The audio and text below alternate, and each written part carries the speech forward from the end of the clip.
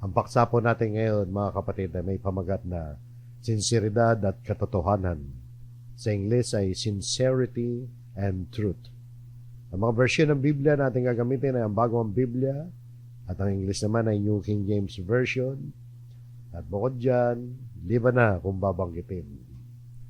So, sinseridad at katotohanan, sincerity and truth. Marami ang naniniwala na mahalaga ang sinseridad sa anumang ginagawang paglilingkod ng tao sa Diyos.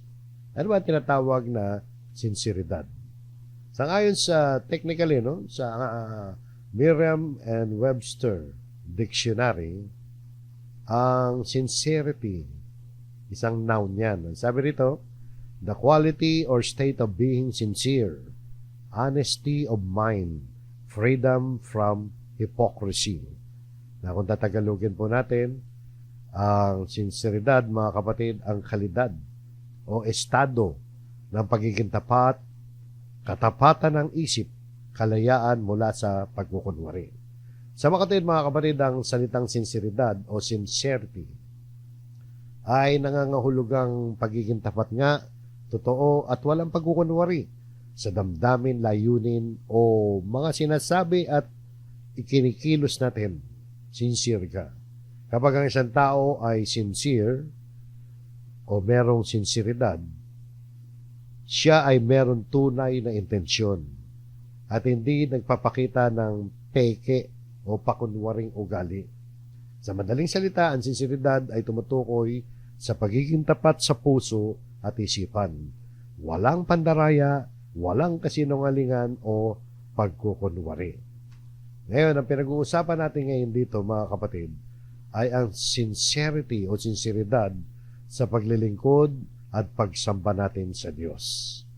Maaring masabi na ang paglilingkod at pagsamba sa Diyos na may sinseridad, katumbas yan, mga kapatid, ng buong pusong paglilingkod. Sapagkat kapag ikaw ay sincero, ito ay nangangahulugan na tunay ang intensyon at damdamin sa paglilingkod. Ang buong pusong paglilingkod ay nagpapakita ng dedikasyon, pagmamahal sa gawain ng Panginoon, magkatagmayan, magkatugma ang buong pusong paglilingkod sa tinatawag na sinseridad sa paglilingkod. Sang-ayon ba ang salita ng Diyos na dapat ngang merong sinseridad sa paglilingkod at pagsamba sa Diyos? Obvious naman, mga kapatid, siyempre gusto ng Diyos ang paglilingkod natin ay merong sinseridad o buong puso. Sabi nga rito sa Colossus 3:23, ano man ang inyong ginagawa, gawin ninyo ng buong puso na parang sa Panginoon. Kayo naglilingkod at hindi sa tao. So yung buong puso na paglilingkod sa Panginoon, ganun ang dapat na paglilingkod. So meron sinseridad. At sinasabi din ng Panginoon Kristo dito sa Mateo, ang tungkol doon sa ang puso ng tao ay dapat malapit sa Diyos, hindi malayo sa Diyos. Sabi nga ng talata, sabi ng Panginoon Kristo, iginagalang ako ng bayang ito sa kanilang mga labi, ngunit ang kanilang puso ay malayo sa akin. Pag malayo puso mo sa Diyos, ibig sabihin hindi ka sincero sa paglilingkod mo. Ang talatang ito, mga kapatid, na sinasabi ni Jesus na maraming tao nagpapakita ng paggalang sa Diyos sa pamamagitan ng kanilang mga labi o salita lang. Ngunit hindi talaga buo ang kanilang loob at puso sa Kanya. Ang puso nila ay malayo sa Diyos. Maaaring nakikita natin na aktibo, na nagsisimba, sumasamba, umaattend ng mga Bible study, pero pwede rin mangyari na wala ang puso nila ron. Malayo ang puso nila.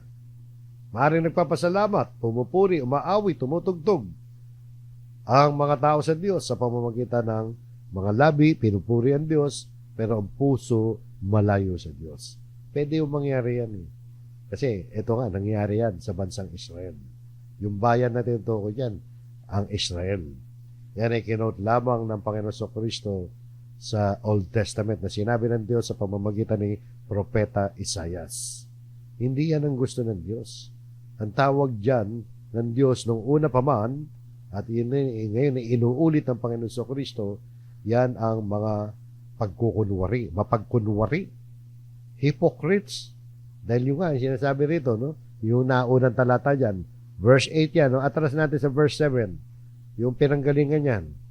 Ang sabi ng Panginoon Kristo sa mga religious na mga tao, nakausap niya nung siya'y nangangaral, kayong mga mapagkunwari daw sila. Tama ang ipinahayag, tama ang ipinahayag ni Isaias tungkol sa inyo nang sabihin niya. Galing kay Isaias to. Ang tinutukoy, mga mapagkunwari, at ito ina-apply ni Kristo ngayon, diyan sa talatang yan, na-apply niya sa mga kausap niya. Ano daw sabi ni Isaias? Yung binasa natin kanina, iginagalang ako ng bayang ito sa kanilang mga labi, ngunit ang kanilang puso ay malayo sa akin.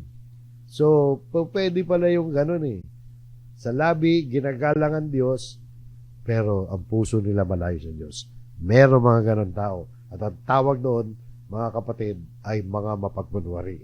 Ibig sabihin, nakita natin ang definition, ang sinseridad.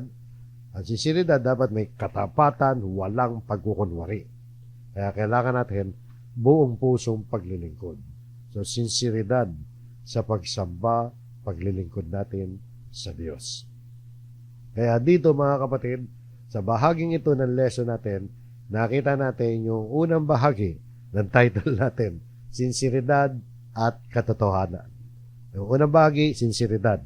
Papasok tayo doon sa katotohanan. Sa pagpasok natin sa katotohanan, dito ay pinapakita na bukod sa sinseridad, kailangan totoo rin yung batayan mo ng paglilingkod. Kasi po pwede ka maging sincere sa isang maling paraan ng paglilingkod. Pwede ka maging sincero, talagang buong puso ka naglilingkod. Di ba? Pwede, meron bang ganon? Meron. Halimbawa, hindi natin matatawaran ang sinseridad, mga kapatid, ng mga naglilingkod. Halimbawa, mga naniniwala kay Buddha, mga sumasamba sa mga rebulto. So, punta ka sa India, mga religious yung mga tao ron. Hindi mo matatawaran ang kanilang sinseridad. Hindi natin kino-question ang kanilang sinseridad. Kaso, yung sinseridad nila ay inialay nila doon sa maling paglilingkod sa Diyos. Na iniisip ng mga tao na naglilingkod sila sa Diyos. Halimbawa, yung kay Kibuloy lang, yung mga nananampalataya na si Kibuloy ay the appointed son of God. Alam naman natin na maling-mali yun. Sincere ba yung mga tao na nanampalataya na si Kibuloy ay appointed son of God? Sincere sila. Kaya nga yumaman si Kibuloy sapagkat devoted sa kanya yung mga tao eh. Nakita nyo, no? Sinseridad pero mali. Tama, sincere sila, buong puso nilang ginagawa yon, pero mali. Yung mga sumasamba kay Jose Rizal, meron mga kababayan natin na sumasamba kay Rizal, hindi natin kino-question ang kanilang sinseridad. Kasi alam natin sinseridad eh, serious talaga yan eh. Tapat sila sa kanilang reliyon. Tapat sila sa kanilang pananampalataya. Kaya lang maling pananampalataya. Kaya dito pumapasok, mga kapatid, yung katotohanan. Yung sinseridad ay hindi pwedeng sinseridad lang. Hindi sa puso lang o sinseridad lamang. Dapat nakasalig din sa katotohanan ng Diyos. Ang katotohanan ng Diyos, kapag sinabing katotohanan ng Diyos o yung tinatawag na truth of God, tumutukoy yan sa mga katuroan, mga batas, mga prinsipyo na ipinahahayag ng salita ng Diyos. Bilang pamantayan ng Diyos yan sa pamumuhay natin, sa katwiran at kabanalan. Sa madaling salita, mga kapatid, yung katotohanan ng Diyos, ito ang gabay na ibinigay ng Diyos upang ituro sa atin kung ano ang tama at makadiyos na pamumuhay. Ang katotohanan ng Diyos ay ang kabuuang kalooban niya na makikita natin sa Biblia na inaaral ni Kristo, inaaral ng mga apostol. Tumutulong ang katotohanan. Yan, salita ng Diyos at tinutukoy. Tumutulong yan para gabayan tayo upang mabuhay na may pagsunod at paggalang sa Diyos at maging liwanag sa mundong ito. So, kailangan dyan tayo maging sincero. So, sinseridad at katotohanan. Hindi pwedeng sinseridad lang. Ngayon, tingnan natin dito. Yung sinasabi natin na dapat nakasalig din sa katotohanan ng Diyos.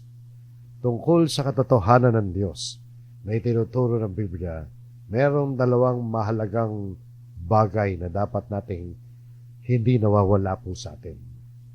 Na hindi maaaring paghiwalayin ang dalawang bagay na ito, mga kapatid.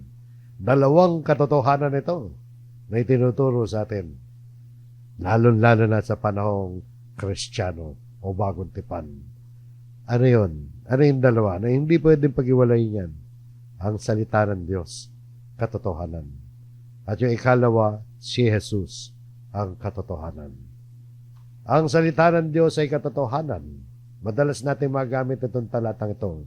Bahagi ito ng prayer ng Panginoon Kristo. Yung buong 17, chapter 17 ng John, bahagi, prayer ng Panginoon Kristo yan. Tumingala ang Panginoon Kristo sa langit at nanalangin siya. Yung bahagi nito, mga kapatid, sa 17, ang sabi niya si Diyos Ama, pakabanalin mo sila sa katotohanan, ang salita mo ay katotohanan. Maliwanag, no? Pakabanalin mo sila sa katotohanan. Ibig sabihin, yung katotohanan, ano yung katotohanan dyan? Salita ng Diyos. Ang salita mo ay katotohanan. Ano nagagawa ng katotohanan sa tao? Sabi ng Panginoon, pakabanalin mo sila sa katotohanan. Ibig sabihin, makapagpapabanal sa tao ang katotohanan. Makapagpapabanal sa tao ang salita ng Diyos sapagkat yun ang katotohanan. Ano ba ibig sabihin ng pakabanalin? Sanctify sa English. Ang sanctify, mga kapatid, ay nangangahulugang gawing banal nga, ilaan o itangi para sa isang banal na layunin. Sa konteksto ng Biblia, mga kapatid, ang sanctification na tinatawag o pagpapakabanal, proseso yan na kung saan ang isang tao ay inihiwalayan. Kinukuha yan mula sa kasalanan at inilalagay sa panig ng Diyos upang makapamuhay siya sa araw-araw ng ayon sa kalooban ng Diyos. At magagawa ng tao yan sa pamamagitan ng salita ng Diyos, sapagkat ang salita ng Diyos ang makapagpapabanal sa tao. Kaya sa konteksto ng ating aralin, ang katotohanan, mga kapatid, sumasaklaw yan sa salita ng Diyos, sa mga utos ng Diyos, at sa pagsunod sa mga ito. So yan, salita ng Diyos, katotohanan yan. So yung sinseridad, mga kapatid, dapat lakipan yan. Ang kakambal niyan dapat katotohanan. Hindi sa puso lang ang paglilingkod natin. Tama, importante yon. Na walang pagkukunwari, na walang pagbabalat kayo. Dapat nasa puso natin ang paglilingkod. Pero dapat tiyakin natin na yung ating paglilingkod na kung saan ay ginagawa natin ang buong puso, nakasalig dapat yan sa salita ng Diyos. Sapagkat dapat nakasalig sa katotohanan ng Diyos. At bukod dyan, mga kapatid, kapag ikaw nag-aral talaga, tinanggap mo ang salita ng Diyos, at namuhay ka ayon sa katotohanan ng Diyos, ihahatid ka niya, mga kapatid, sa ikalawa, na si Jesus ang katotohanan. Hindi pa pwedeng walang Kristo, hindi pa pwedeng walang salitan ng Diyos. Dalawang bagay yan. Hindi pwedeng naniniwala ka kay Jesus at sasabihin mo, ayaw mo ng salita ng Diyos. Ayaw mo ng Biblia. Ang tunay na naniniwala kay Jesucristo, dapat tinatanggap ang salita ng Diyos. At kapag ikaw naman ay nag-aral ng Biblia, hindi po pwedeng hindi ka makarating sa pagkaalam ng katotohanan na si Jesus ay katotohanan. Sapagkat at sabi ng Panginoon sa Kristo mismo dito sa Biblia, sa John 14:6, sinabi sa kanya ni Jesus, ako ang daan at ang katotohanan at ang buhay. Sino man ay hindi makakarating sa Ama kundi sa pamamagitan ko. So maliwanag, si Jesus ang katotohanan. Kapag nag-aral ka ng salita ng Diyos, dadalhin ka niya sa ating Panginoon sa Kristo. Kaya kung i-apply natin yan, mga kapatid, yung sa sinseridad at katotohanan, sa title ng lesson natin, sa ating paglilingkod sa Panginoon Diyos. Dapat talagang malinis ang puso natin, buong puso tayo naglilingkod, merong sinseridad, at hindi maaari na mawala si Kristo sa buhay po natin. Dahil hindi tayo makakarating sama kung hindi sa pamamagitan ni Hesus Kristo, sapagkat siya ang daan, ang katotohanan at ang buhay. So nakita niya, no? So nakasalig dapat ang sinseridad natin sa salita ng Diyos at sa ating Panginoong Hesus Kristo. Hindi po pwedeng paghiwalayin yan, dalawang yan. Hindi po pwede, mga kapatid. So dapat matibay ang pundasyon ng ating pagiging sincere. Hindi ka pwede maging sincere. Pagkamat nagagawa ng iba yun, nangyayari yun. Pero hindi yun ang gusto ng Diyos. Sincere ka nga sa paglilingkod, ibang Diyos naman ang pinaglilingkuran mo. Nasa maling pananampalataya ka, kaya nga kalakip ng sinseridad ang katotohanan.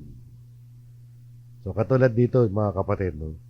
Sa babasahin natin dito sa Deuteronomio 12:29 hanggang 31. Hindi tayo po pwede maglingkod. Sasabihin natin na ito para sa Diyos to. Sincere naman ako, buong puso ko naman ginagawa. Kaya lang, yung paglilingkod na ginagawa ng tao na hindi maaari, naglilingkod siya na para siyang pagano. Ano yung pagano? Yung mga hindi naniniwala sa tunay na Diyos. Ang ginawa niya ay kinopya niya ang pamamaraan ng mga pagano. Alam niyo, dito tayo mag-iingat na mga Kristiyano. Sapagkat dapat nating matutunang mabuti, mapag-aralan mabuti, maging mapagmasid tayo. Tingnan natin, ito bang paglilingkod natin? Okay, dinidedicate natin yan sa Amang Diyos at sa ating Panginoon sa Kristo. Pero ito ba yung paraan na itinuturo sa atin ng Biblia? O paraan na itinuturo ng mga pagano? Baka naman yung sistema ng ating pagsamba sa Diyos ay hindi sistema na inutos ng Diyos. Halimbawa, yung pagsamba sa mga Diyos-Diyusan. Eh, di ba yung mga naniniwala sa Diyos-Diyusan, ang kanilang paniniwala ay naglilingkod sila sa tunay na Diyos? Hindi naman nila sasabihin na hindi tunay na Diyos yung kanilang pinaglilingkuran. Pero alam naman natin na mahigpit na ipinagbabawal ng Diyos ang pagsamba sa mga Diyos-Diyusan. Yung iba't ibang mga practices, mga selebrasyon, mga activities na nanggaling sa mga pagsamba sa Diyos-Diyusan, pwede ba natin kopyahin yun? Tapos sasabihin natin hindi naman yung mga Diyos nila ang sinasamba namin. Ang sinasamba naman namin si Kristo at ang Ama. Pwede bang ganon? Hindi po pwede yung ganon, mga kapatid. Hindi po pwede na yung isang tradisyon na galing sa mga Diyos-Diyusan ay i-apply natin sa ating paglilingkod sa Diyos. Nakita niyo, no, mga kapatid? Kaya sabi ko kanina, maging mapagmasid tayo, dapat sinusuri ng mga churches. Ito bang paglilingkod na to? Saan ba galing yan? Ito bang sistema ng paglilingkod, yung mga pamamaraan ng pagsamba? Saan ba galing yan? Galing ba sa Diyos-Diyusan yan? O yan ang itinuturo ng Biblia? Kaya ito, mga kapatid, tingnan nyo. Sa Deuteronomio 12:29 hanggang 31. Bago pumasok ang bayang Israel sa lupang pangako, ito ang bilin sa kanila ng Diyos sa pamamagitan ni Moises na sumulat ng Deuteronomio. Ito aklat ng Deuteronomio, yung huling sermon ni Moises to. Yung buong aklat na yan Tatawid na sila sa Jordan River after 40 years na paglalakbay nila. Tanaw na nila yung Jordan River. Yun na yung lupang pangako, yung lupang Kanaan. No? Pero hindi nila makakasama si Moises sa pagtawid. Kaya ito yung mga tagubilin. Isa sa mga tagubilin ni Moises. Na dito, makikita natin sa hanay ng mga talata rito, sa Deuteronomio 12:29 hanggang 31, Makikita natin dito kung paano na maigpit na ipinagbawal na gayahin ng bayan ng Diyos ang paraan ng pagsamba ng mga pagano.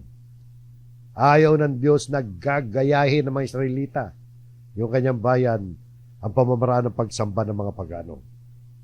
Kaya nilagyan natin ng subtitle, pamamaraan ng pagsamba ng mga pagano, hindi dapat gayahin. Bagamat sa mga Israel sinabi to, applicable pa rin to sa panahon po natin. Yung diwa rito, yung diwa na huwag natin gagayahin yung ginagawa ng mga pagano tapos i-apply natin sa tunay na Diyos. Hindi po pwede yun. Nasasabihin natin hindi naman yung mga Diyos-Diyosan ng mga pagano sinasamba namin dito eh. Hindi naman namin inaalay ito sa mga pagano na Diyos-Diyosan eh. Sa tunay na Diyos naman namin inaalay ito. Hindi po pwede yun, mga kapatid. Tingnan ninyo, mga hanay ng mga talata rito. Kapag napalayas na ng Diyos ninyong si Yahweh, ang mga tao sa lupaing yon ay wag at kayo na ang nakatira roon. Revised Tagalog Popular Version to, no? O kapag nakatira na kayo roon, pinaalis na ng Diyos yung mga tao roon sa lupang pangako. May nakatira kasi dati roon. Kailangan maalis yun eh. So, pag nangyari na yun, pinaalis na ni Yahweh yun, at kayo na nakatira roon, ano bilin? Huwag ninyong tutularan ng kasuklam-suklam nilang gawain. O yung mga kasuklam-suklam na gawain na yun, huwag nilang tutularan. Ano ba yung diwa rito? Sumunod na pangungusap. Huwag na ninyong alamin pa kung paano sila sumamba sa mga Diyos nila. Isipin nga ninyo. Huwag nyo na imbestigahan yan. Huwag na kayo magtanong. Huwag nyo nang alamin kung paano nila sinamba yung mga Diyos-Diyosan nila. Diyos nila, yung mga Diyos-Diyosan yan. Baka gayahin pa ninyo ang mga yon. Ibig sabihin, huwag nyo kukopyahin yun, ha? Kaya buti pa, huwag na kayo magtanong. Baka makakopya nyo yan. Parang ganun di ba? Nakita nyo, no? Sa madaling salita, nagpapaalala ito sa mga Israelita, iwasan nila yung pagsunod. O kahit yung pag-alam lang, huwag nyo nang alamin yan. Baka makakonbinsi pa kayo, tapos i-apply nyo. I-apply ninyo kay Yahweh yan. Tinatuloy natin ang basa. Huwag ninyong gagawin kay Yahweh ang karumaldumal na gawain nila sa pagsamba sa kanilang Diyos-Diyosan. Huwag mong i-apply kay Yahweh yan. Huwag mo sasabihin, hindi, para kay Yahweh naman to, para sa tunay na Diyos naman to. Hindi naman yung mga Diyos-Diyosan ng mga pagano. May example dito. Ito, obvious naman, hindi naman ginagawa talaga to. Wala namang gumagawa, lalo sa panahon natin ngayon. Gaya ng pagsusunog ng kanilang anak bilang handog. Merong practice kasi sila nun eh. Yung mga ibang nakatira doon sa Kanaan na pagsusunog ng kanilang anak bilang handog. Inaalay nila bilang offering, bilang birth offering, yung mga baby nila. Wag daw ganun. Maring sabihin ngayon, mga tuwira na, hindi naman namin sinusunod yung ganyang gawain ng mga pagano, nag-aalay ng mga baby para sa burnt offering. Wala naman talagang gumagawa ngayon yan. Pag may gumawa ngayon yan, lagot ka sa batas. Sa batas ng tao, lagot ka. Ialay mo yung baby mo bilang burnt offering. Wala nga, pero mga kapatid, hindi mo ginagawa yan. Hindi lang naman yan, mga kapatid. Ang kinopya ng ibang mga Kristiyano na isinangkap nila sa kanilang paglilingkod sa tunay na Diyos, hindi lang naman yan. Marami pang mga bagay na mga seremonyas, mga paniniwala na nahalo na sa Christian churches at naging tradisyon na. Yun, dapat tayo maging mapagmasid, mga kapatid. Sa ating mga tradisyon na minanapan natin sa ating mga ninuno, mga nakagawian ng mga pagano sa kanilang ginagawang paglilingkod, sa kanilang mga Diyos-Diyosan ng iba rito, mga kapatid, talagang tradisyon na nakapasok na, nahalo na sa ibang mga Christian churches. Hindi ko mo ginagawa na marami. Hindi ko mo majority ang gumagawa, tama na. Paano kung galing yan sa paganismo? Gaya nung natalakay natin, kumakailan lang, mga kapatid, tungkol sa tradisyon kapag dumarating ang Halloween at Undas. At marami pang iba na nagiging controversial tuloy sa mga Christian churches. Minsan pinagmumulan pa ng kaguluhan, debate, kasi nahaluan tayo ng iba't ibang mga paniniwala eh. Pagdarasal sa mga patay, pagsisindi ng kandila, prosesyon ng mga rebulto, mga kapistahan, mga selebrasyon na galing sa paganismo, ginagawa na rin ng mga Kristiyano. Ang ginawa nila, nilinis lang nila. Nilinis nila. Ba't kailangan kopyahin mo yun? Ayaw nga ng Diyos eh. Noong panahon ng Israel eh, nakokopyahin nyo eh, nagagayahin nyo eh. So yun mga kapatid, nakita natin dyan sa Deuteronomio 12:29, hindi sapat na sincero ka, na buong puso mo ang ginagawa yun, naalay mo kay Yahweh yun, o sa Panginoong Kristo, kailang maling paraan ng pagsamba. Yung pagsambang inalay mo kay Yahweh, yung sistema ng paganismo, in-offer mo ngayon sa Panginoong Kristo o kaya sa Amang Diyos. Wag mga kapatid. Kailangan natin ang pagsunod sa mga utos at kalooban ng Diyos. Kailangan yung sinseridad natin, yung buong pusong paglilingkod natin, tinitingnan din natin kung ayon ba yun sa mga utos ng Panginoong Kristo o kaya sa mga utos ng Diyos. Yan yung katotohanan na sinasabi natin dito sa ating aralin na may pamagat na sinseridad at katotohanan. Hindi pwedeng magkahiwalayan dalawang yan. Dapat meron tayong sinseridad, pero dapat yakin natin na nasa katotohanan tayo. So sa Biblia, malinaw na binibigyan din ng Diyos ang kahalagaan ng pagsunod sa kanyang mga utos bilang patunay ng tunay na pananampalataya at pagmamahal sa Kanya. Sabi nga rito ng Panginoon Kristo sa John 14:15, kung ako'y inyong minamahal ay tutuparin ninyo ang aking mga utos. At titingnan mo, utos ba ni Kristo na gawin mo yan? Utos ba ni Kristo na gagawin mo yan? Pag hindi utos, wag mong gagawin. Alam nyo, kahit sincere ka. Sabi nga rito ng Panginoon Kristo sa Mateo 7:21, hindi lahat na nagsasabi sa akin, Panginoon, Panginoon, ay papasok sa kaharian ng langit, kundi ang gumaganap ng kalooban ng aking Ama na nasa langit. So, importante mga kapatid, yung pagganap ng kalooban ng Ama. Paano mo malalaman ang kalooban ng Ama? Salita ng Diyos. Kaya yung gagawin mong pagsamba sa Diyos, tingnan mo, yung ba ang kalooban ng Diyos? O baka naman hindi kalooban ng Diyos, kinopya mo lang yan sa mga pagano. Kaya bagamat mahalaga ang sinseridad, kinakailangan yung pagsamba natin na aktual, na pagsunod, na kinakailangan ayon sa salita ng Diyos. Pagsunod sa mga turo ng Diyos para maging katanggap-tanggap yung pagsamba at paglilingkod natin. Katulad nito, sinasabi, kinikilala nga, Panginoon, Panginoon. Hindi daw lahat na nagsasabi sa kanya, Panginoon, Panginoon. Papasok ka sa kaharian ng langit. Kailangan ganapin mo ang mga kalooban ng aking Ama na nasa langit. Paano mo malalaman ang kalooban ng Ama? Di yun nakasulat sa Biblia. Kapag kumukontra na sa Biblia yan, huwag mo nang gawin yan. Kahit sincere ka pa. Kahit magandang tingnan pa. Kahit masayang tingnan pa. Sabi nga ng Panginoon Kristo, ang pagsamba sa Diyos, sinseridad at katotohanan. Yung sinseridad, yan yung pagsamba sa Espiritu. Papasok din yung pagsamba sa Espiritu. Ang Diyos ay Espiritu at ang mga sumasamba sa Kanya ay kailangan sumamba sa Espiritu at katotohanan. Espiritu at katotohanan, pag sinabing pagsamba sa Espiritu, nangangahulugan niya na hindi physical lang, hindi ceremonial lang, kundi nagmumula sa ating kaluluwa at puso. Yung Espiritu dyan, hindi Holy Spirit yung diwa ng ating buhay. Yung Espiritu tumutukoy yan sa ating di nakikitang bahagi. Yung ating kalooban, yung ating intention. Ibig sabihin, ang pagsamba ay dapat talagang puro, buong puso, hindi gawa-gawa lamang ng mga ritual.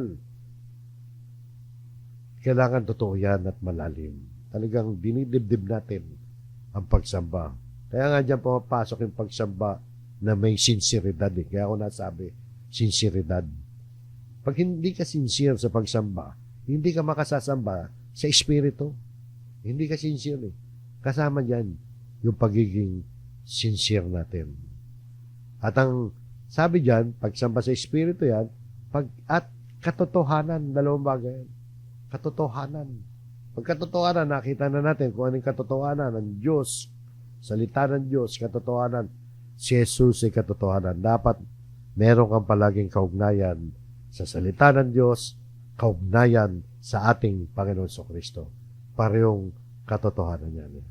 So, ang pagsamba sa Diyos sa Espiritu at katotohanan, nangangailangan niya ng tapat at bukas na puso at ng kaalaman. Kaalaman, ha? Hindi lang tapat ka, bukas ang puso mo, pero kaalaman pa rin. At pagsunod, kaya sumusunod ka sa katotohanan ng kanyang salita. Hindi ito nakadepende lamang sa mga ritual at tradisyon. Minsan tradisyon, mapapahama ka pa dyan eh. Pag nagkamali ka ng pagganap ng tradisyon eh. Kundi, ang paglilingkod natin, dapat malalim na personal na relasyon sa Diyos at sa kanyang mga aral. So yun po mga kapatid. So yan, sinseridad at katotohanan.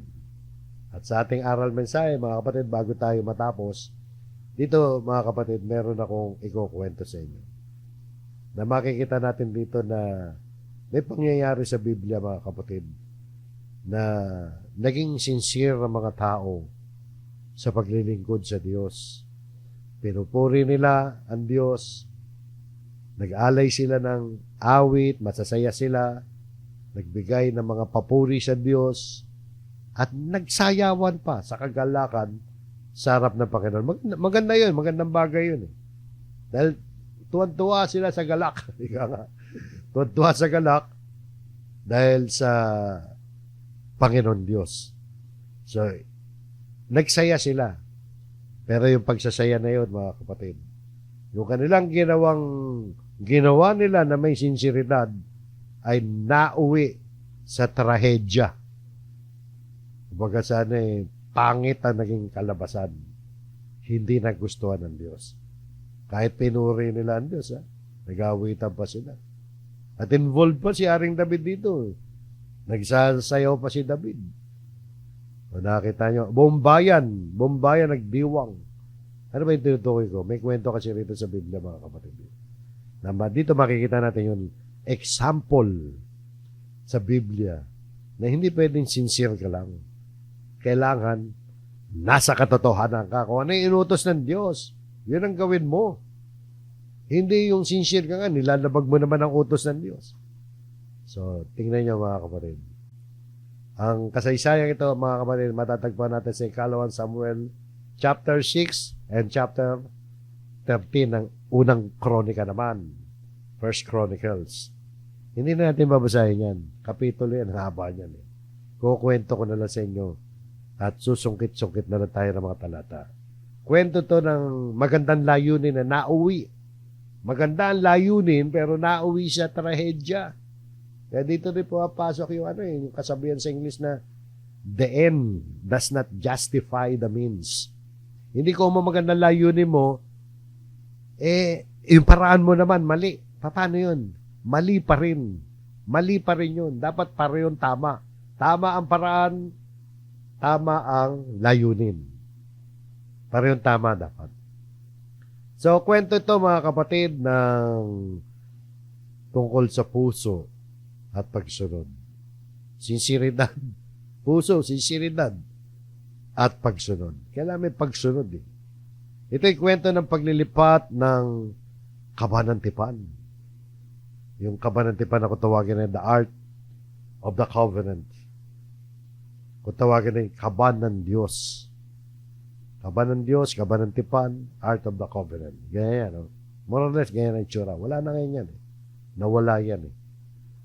Sa patungo, nilipat nila yan mula sa lugar na malayo patungo sa Jerusalem sa pangunguna ni Haring David. Bago natin talakayan ang pangyayaring ito, tandaan natin ang kahalagaan ng kaban.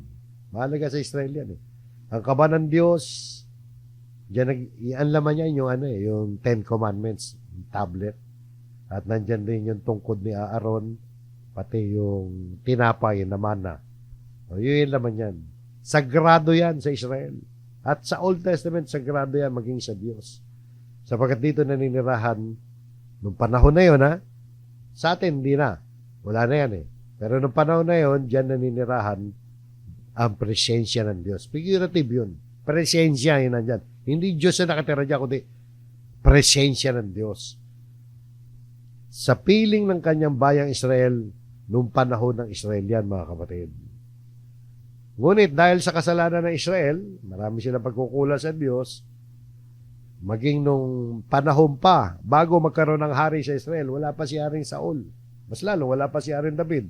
Yung kaba na yan, mga kapatid, ay nakuha.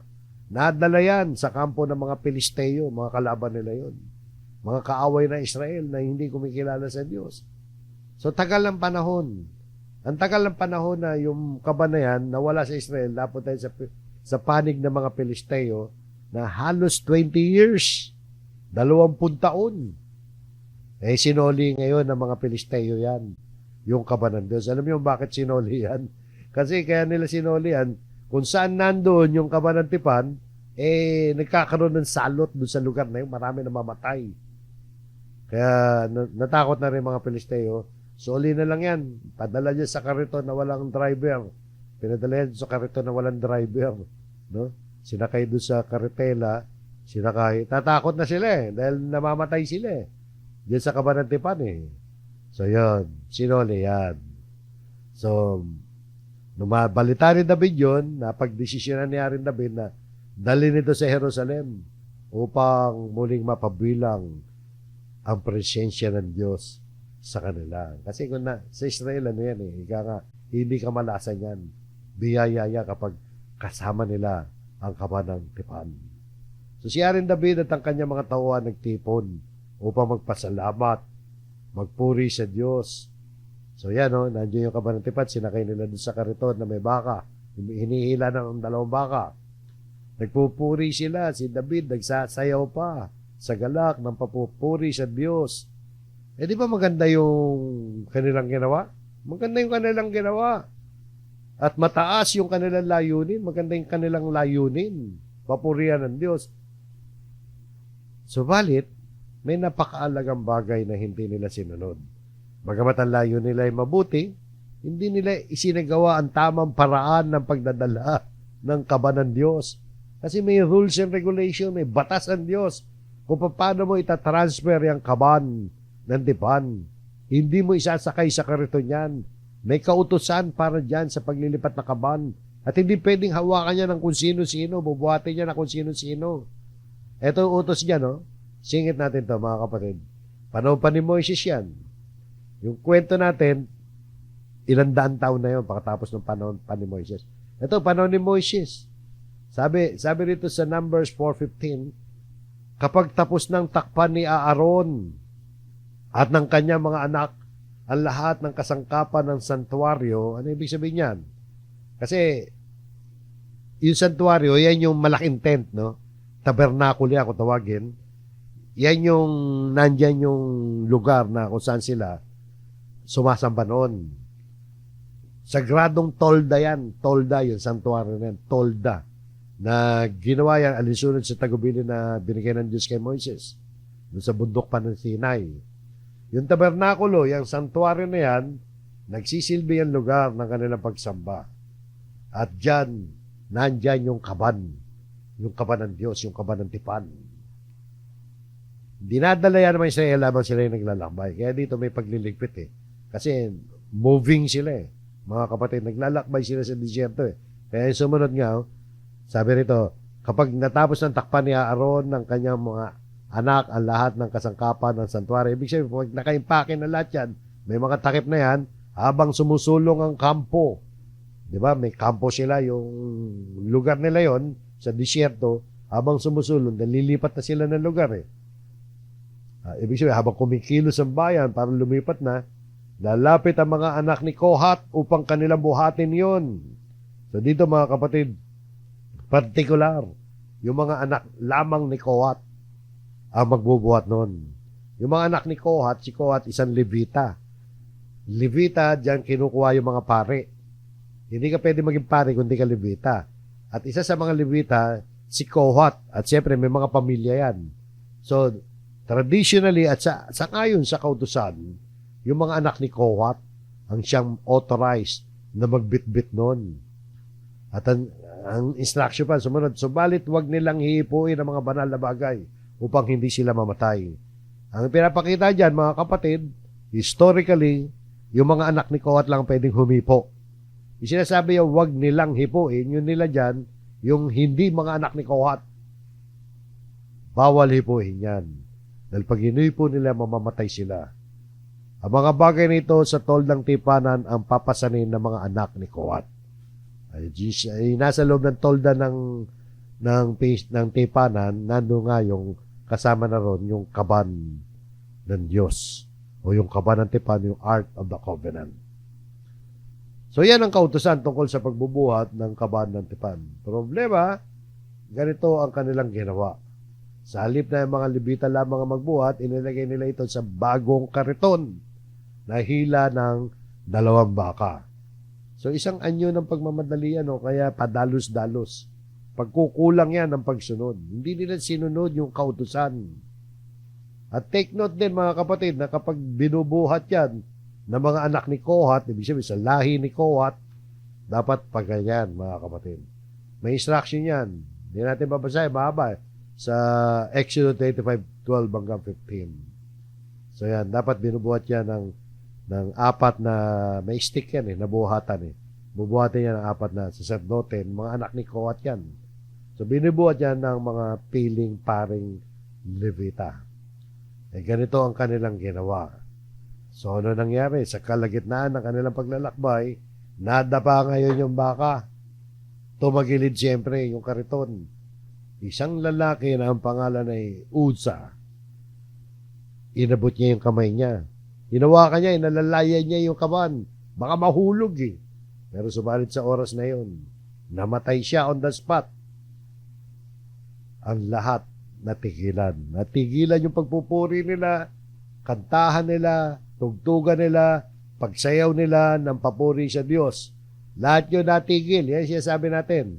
Yung magandang layunin, nauwi sa trahedya sapagkat hindi nila sinunod. Ito ang pangyayari, mga kapatid. Kunin natin yung talata.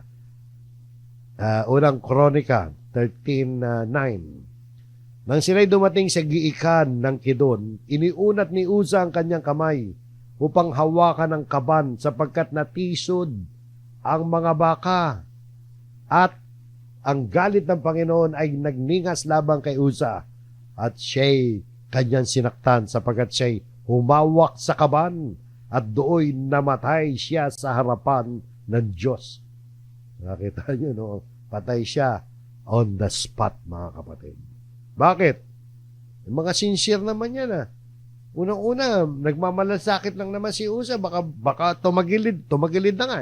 Baka bumagsak yung kaban ng Diyos o yung kaban ng tipan. Hinawakan niya para wag bumagsak. Yung kanyang pagmamalasakit, yung kanyang magandang layunin, dahil bawal hawakan yan kapag hindi ka anak ni Kohat, namatay siya. At warning na nga yan sa panahon pa ni Moises Walang hahawak dyan. Pag may humawak dyan, hindi ka anak ni Kohat, mamamatay ka. Yun, namatay siya. So minsan tayo rin mga kapatid, maring mapuno ng galak at pagmamalasakit sa ating mga gawain para sa Diyos. Sincere tayo. Maring ito ay sa paglilingkod, pag-aalay, o sa iba pang gawain. Ngunit kung hindi tayo mag-iingat, kung hindi natin susundin ang kanyang mga tagubilin at kalooban, hindi naman inuutos ng Diyos yan. Baka galing pa nga sa pag-ano yan. Kung hindi tayo magpapasakop sa kanyang mga utos, sa kanyang mga salita, ay hindi rin tayo kalulugdan ng Diyos. So, gano'n nangyari. Natigilan lahat sila. Ang kwento niya, nalungkot na si David. Hindi na siya nalungkot. Lungkot at galit. Pero natakot. Lahat natakot. Yung pagsasaya, imagine niyo, nagsasaya yung mga tao. Nandiyan na yung kaban ng tipan. nauwi sa trahedya, di tumahimik lahat, namayani ang takot ngayon. Pero pagkatapos naman yan, after mga ilang panahon, 3 months ata, o hindi ako nagkakamali, natutunan na ni Haring David ang kahalagahan ng tamang pagsunod. At sa uli, pagkalipas ng ilang panahon, muli niyang inilipat na yung kaban ng Diyos hanggang sa makarating na doon sa pupuntahan nun sa Jerusalem. So yan mga kapatid, tungkol sa sinseridad at katotohanan. Ang kwento sa paglilipat ng kaban ng Diyos, paalala yan sa ating lahat. Hindi sapat ang ating layunin ay mabuti. Hindi sapat na sincere ka. Meron kang sinseridad. Mahalaga rin na tayo ay sumusunod ng tapat at tama ayon sa katotohanan ng Diyos. Kaya sinseridad at katotohanan. So sa ating pagsamba at paglilingkod mga kapatid, naway lagi nating itanong sa ating mga sarili, ginagawa ba natin ito sa paraang kinalulugdan ng Diyos? O baka naman sinseridad lang ang meron ako. Baka naman mali itong ginagawa ko. Diba paano mo malalaman ang katotohanan? Kaya nga palagi tayo nag-aaral ng salita ng Diyos. Ang ating sinseridad sa paglilingkod at pagsamba, nakasalig ba yan sa katotohanan ng Diyos? So hanggang dyan mga kapatid, pagpalain tayo ng Panginoon, naway na makinabang tayo sa ating ginawang pag-aaral na ito. Maraming salamat po. Muli po tayo manalangin.